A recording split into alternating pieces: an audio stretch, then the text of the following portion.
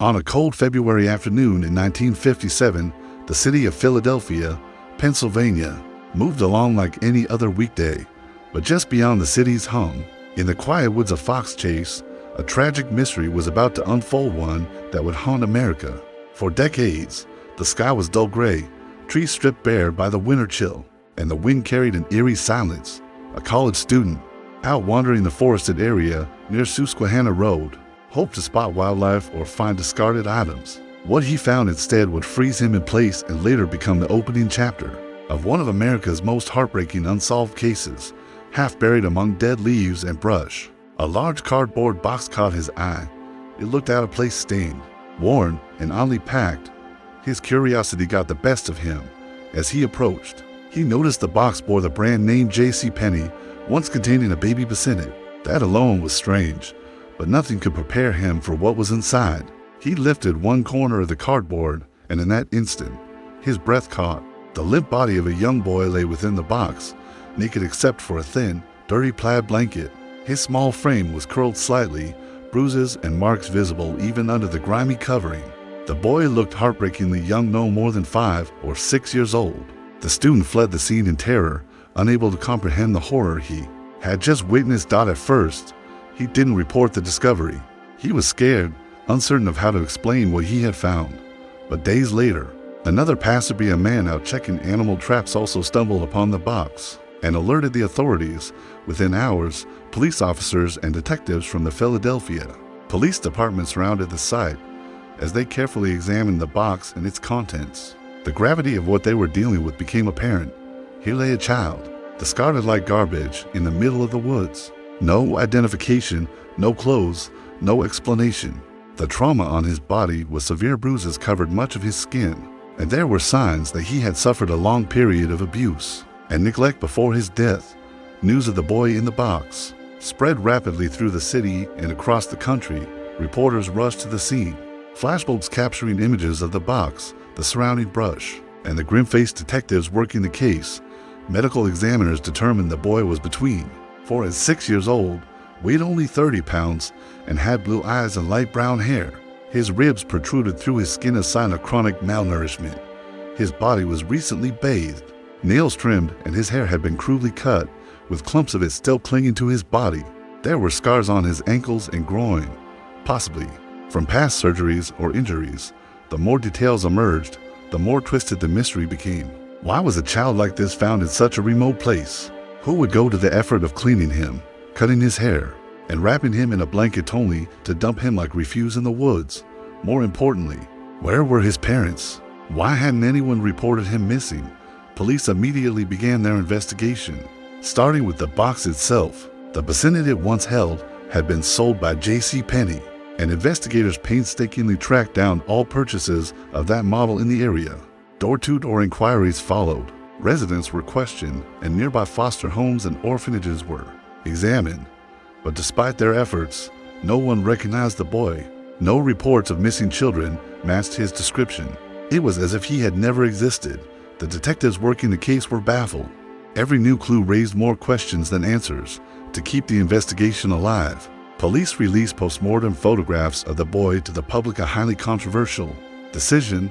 They dressed his body, propped it up in a sitting position, and photographed his face in an attempt to jog someone's memory. The resulting images were printed on flyers, inserted into utility bills, and sent across the nation. The message was simple: do you know this child? Tips came pouring in, some helpful, most not. People from all walks of life called in with theories and possible identifications. Some thought he might have been an immigrant, an orphan, or the child of a criminal. Others feared human trafficking or ritual abuse. Yet every lead dried up. Every tip ended in a dead end. The boy had no name. No family came forward. He was America's unknown child. But behind the scenes, the detectives weren't giving up. Among them was Remington Bristow, an employee at the medical examiner's office. The case would become his obsession. He pored over the evidence, revisited the scene countless times, and followed every new tip for years. Bristow even went so far as to consult psychics, one of whom led him to a local foster home just miles from where the body had been found. The woman who ran the home had a troubled history. Some children had mysteriously vanished from her care. Yet despite Bristow's suspicions, No link could be established between the home and the dead boy in the box. Over time, frustration gave way to heartbreak. The public slowly moved on. Other tragedies dominated headlines, and the mystery of the little boy lost in the woods began to fade. But for those who had seen his body, who had cradled his cold, bruised form, who had walked the muddy trails of that forest, forgetting was impossible. The image of the child remained seared in their minds, a symbol of innocence betrayed and justice denied. And so the boy was laid to rest in a cemetery near Philadelphia. His grave marker, simple and small, bore no name, only the heartbreaking inscription, "Heavenly Father, bless this unknown boy." As the years passed, flowers continued to appear at his grave, left by strangers who refused to let him be forgotten. But the question lingered like a shadow over the case. Who was he? What kind of life had he lived before ending up alone in that box? And who, even after all these years, still knew the truth and stayed silent? The tragedy of the boy found in a box should have been solved quickly. In any typical missing child case, there are parents, neighbors, teachers, someone who notices when a child goes missing. But not this time. As the weeks passed after the boy's discovery, detectives worked around the clock. The public's shock slowly shifted into obsession. Newspaper headlines called him America's unknown child. Radio stations aired appeals. Thousands of flyers were mailed to households. Yet even with the country's eyes on him, no one stepped forward to say, "I know that boy." One thing became clear: the child had not died accidentally. His body told a grim story. He had been beaten, starved, and likely abused over time. The autopsy revealed injuries both old and new. He had contusions all over his head and body. The medical examiner ruled the cause of death as blunt force trauma to the head. But the wounds weren't from a single blow, they showed a pattern. Someone had hurt him repeatedly. There were signs of past trauma, 2 scars on his ankle, groin, and chin that looked surgical. These weren't fresh wounds. They were part of a longer story, a silent history etched into his skin. Investigators held onto the few clues they had: the cardboard box, the blanket, the haircut, and the surgical scars. Each clue felt like a whisper from the child's lost life, yet none led to answers. The box was traced to a J.C. Penney store in Upper Darby, Pennsylvania. It had originally held a baby bassinet. Police tracked down all the local purchasers of that item. It was a massive task, knocking on doors, asking questions, comparing receipts. Still, nothing led to the boy. The blanket was another mystery.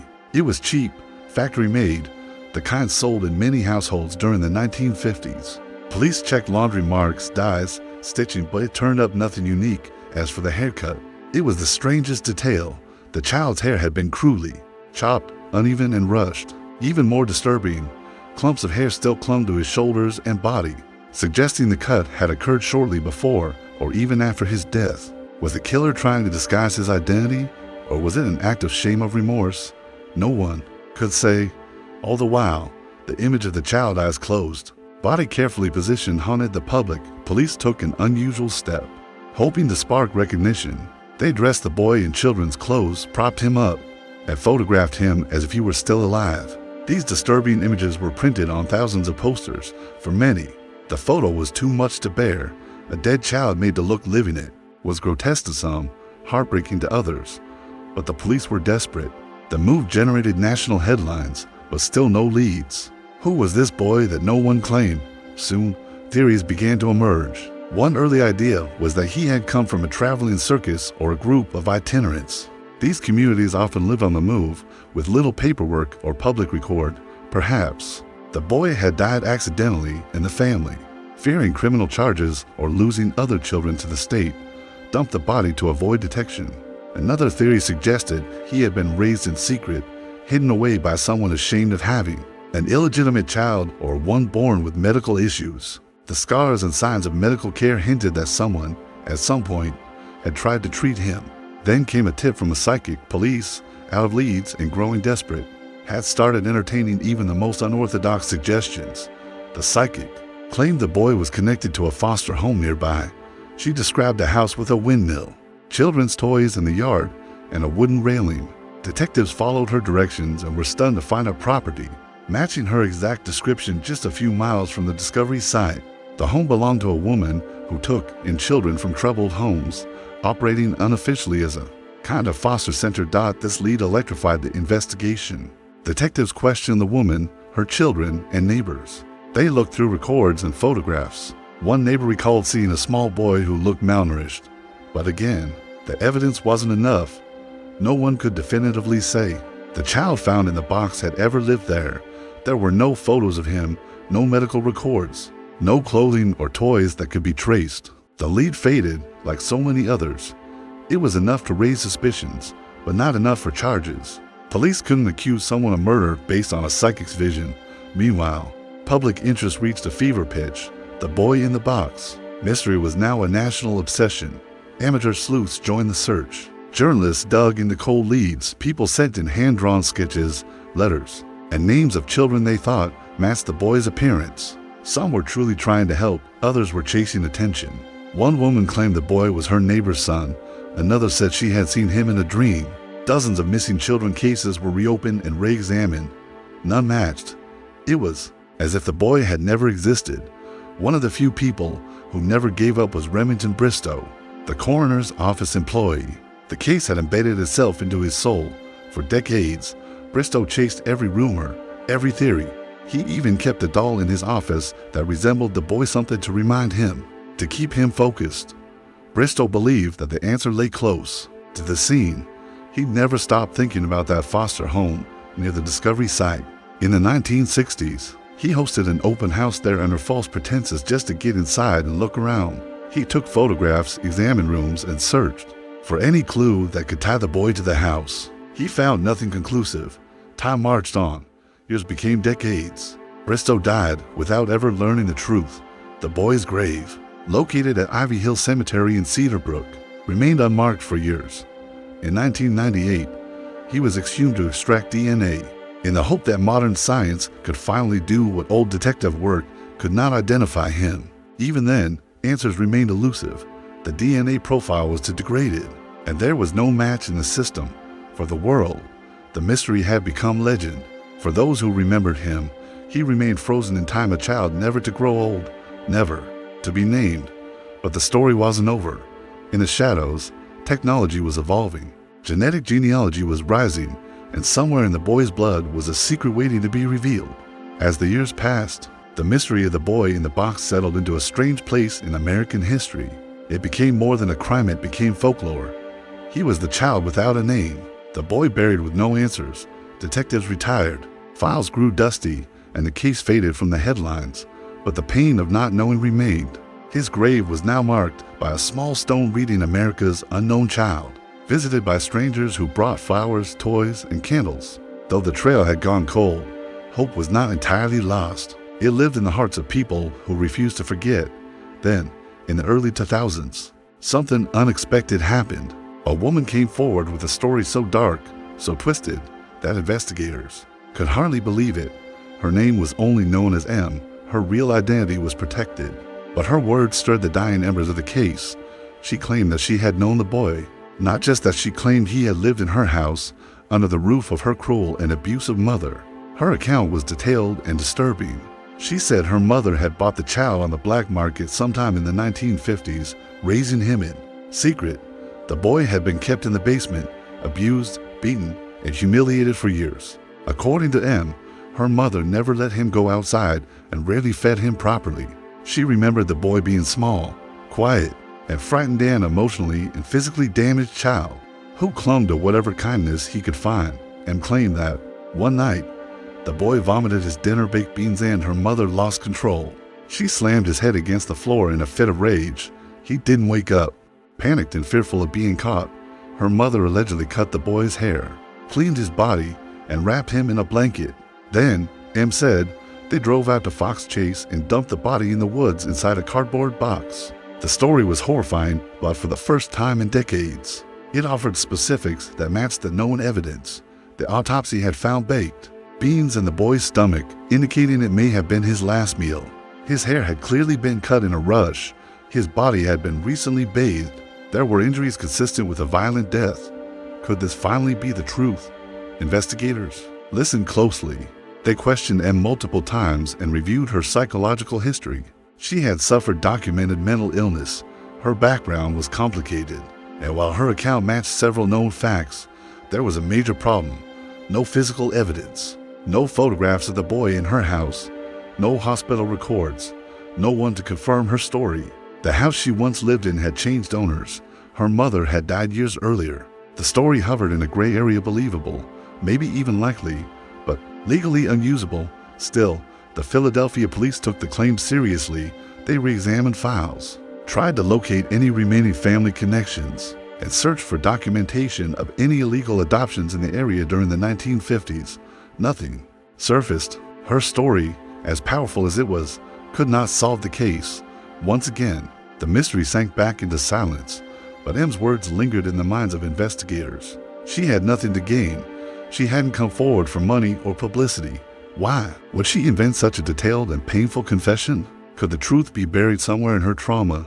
Over time, new theories began to swirl, many inspired by M's account. Some speculated that the boy had been the child of a wealthy family, hidden away because he was born with mental or physical disabilities. In the 1950s, children with developmental issues were often institutionalized or kept secret due to stigma. Others believed the boy had been the product of an affair, perhaps between a servant and a wealthy man, and had been quietly disposed of to avoid scandal. Another theory suggested he may have been raised in a backroom orphanage where children were abused and neglected. Among the stranger theories was one involving a traveling carnival.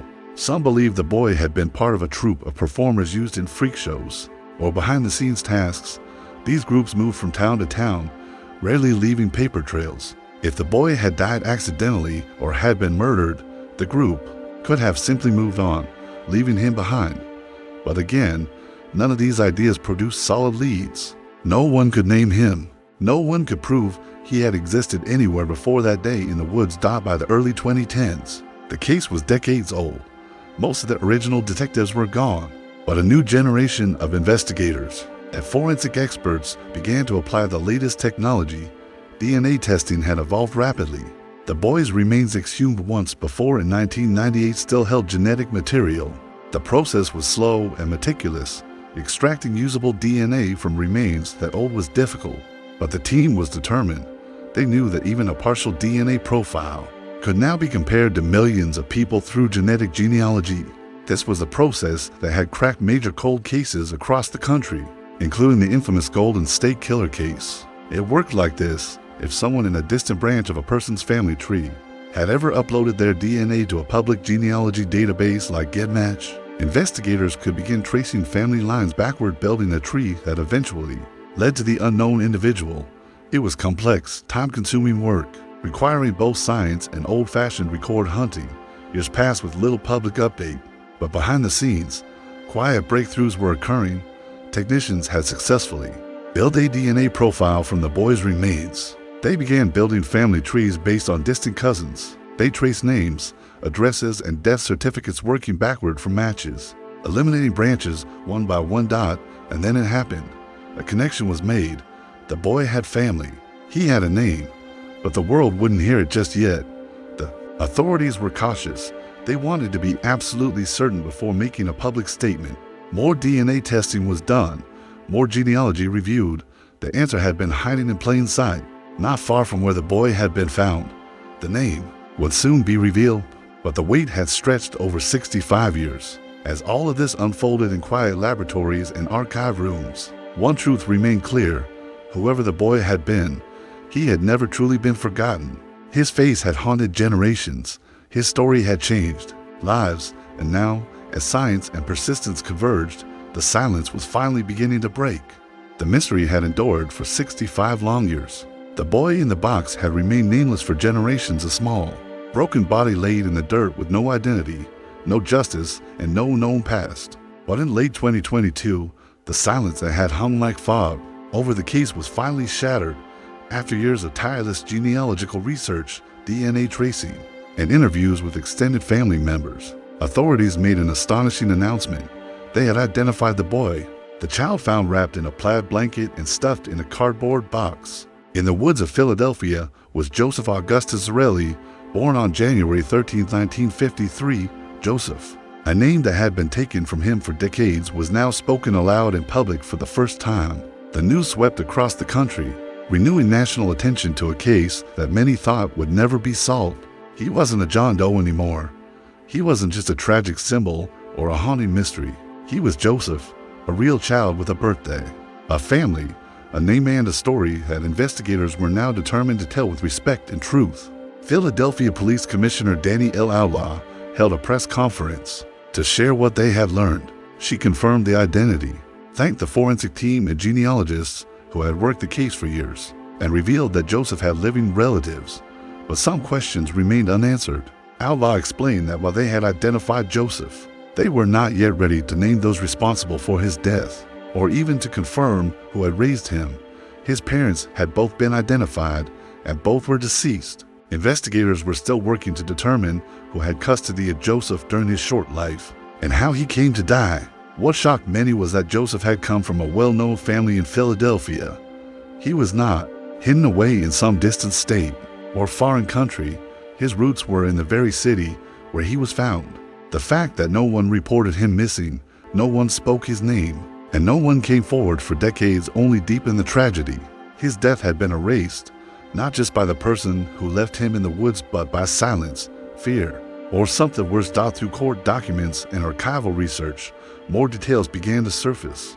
Joseph's parents had never married. His birth certificate had been created, but he had likely been given up or removed from public life shortly after, because he was born in the 1950s, when unwed motherhood was harshly judged and family shame was a powerful motivator. It's possible he was handed off to relatives or caretakers under informal arrangements. There was speculation that his birth had been kept quiet even within his own extended family. As the investigation continued, law enforcement confirmed that Joseph had siblings who were still alive, but none of them had known him personally. In fact, several people related to Joseph had been found through DNA connections none of them had any idea a child named Joseph Augustus Raleigh had ever existed in their family tree. To them, he was a missing branch erased before his life had a chance to grow. Authorities faced an ethical dilemma. The revelation of Joseph's identity came with the sensitive decision of how much information to make public in the interest of protecting living relatives and maintaining the integrity of the ongoing investigation. Police withheld the names of his parents and did not publicly accuse anyone of wrongdoing yet. What they did confirm was that the family lived in the area and were prominent enough that the revelation would surprise many locals. Rumors swirled. Who were the Zarellas? Why hadn't anyone come forward? What secrets had been buried for so long? Some believed that Joseph had been raised in secrecy by extended family members who didn't know his full story. Others suspected a deliberate cover-up, a child born out of wedlock, possibly with disabilities, discarded to protect reputations. Whatever the truth, the fact remained, someone had failed him. Joseph had been starved, beaten, and ultimately left to die alone in the woods. Someone had known what happened and stayed silent for decades. Despite the emotional weight of the revelation, the moment brought a measure of peace to many. For decades, strangers had mourned this child without knowing his name. Now they had one. The gravestone that once read America's unknown child could finally be changed. The cemetery where Joseph lay received a flood of visitors, flowers, and messages of love. His grave, once a symbol of anonymity and loss, now stood as a place of remembrance for a little boy who had finally been seen.